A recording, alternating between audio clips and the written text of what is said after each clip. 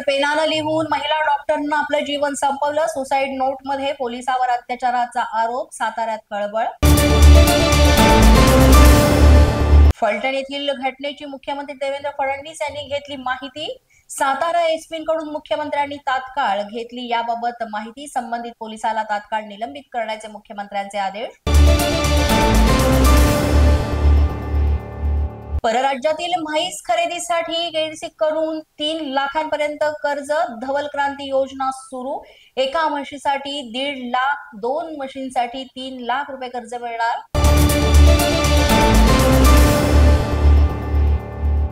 भंडाऱ्याच्या भवनीत रात्री अस्वलाची एंट्री. 3 तासांच्या प्रयत्नानंतर वन विभागानं केलं अस्वलाला जेरबंद.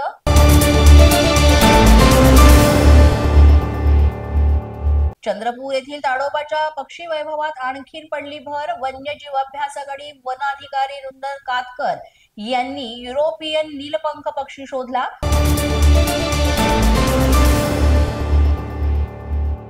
रस्त्यांवर खोदलेले चर बुजवण्यासाठी नव्यानं 7 कंपन्यांची निवड. 2 वर्षांसाठी तब्बल 257 कोटी रुपये करणार खर्च.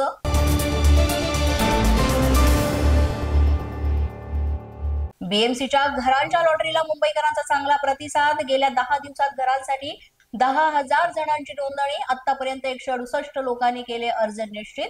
महापालिकेकडून 426 घरांची लॉटरी. पश्चिम रेल्वेचा तिकीट तपासणीतील नवा विक्रम समोर. एकाच दिवसात तब्बल 1,39,00,000ची दंड वसुली.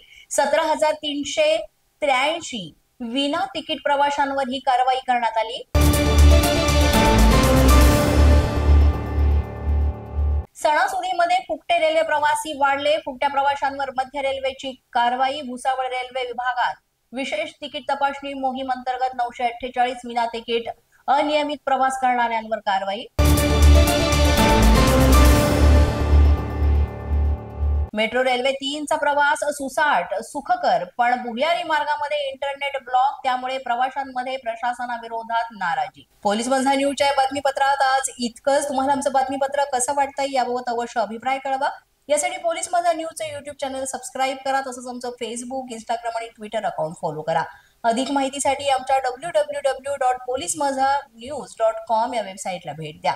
आमचे अधिकृत प्रतिनिधी व्हायचे असेल तर स्क्रीनवर दिलेल्या क्रमांकांवर आजच संपर्क साधा. आजच्या बातमीपत्रात इतकंच. पुन्हा भेटूया पुढील बातमीपत्रात. तोपर्यंत पाहत रहा पोलीस माझा न्यूज.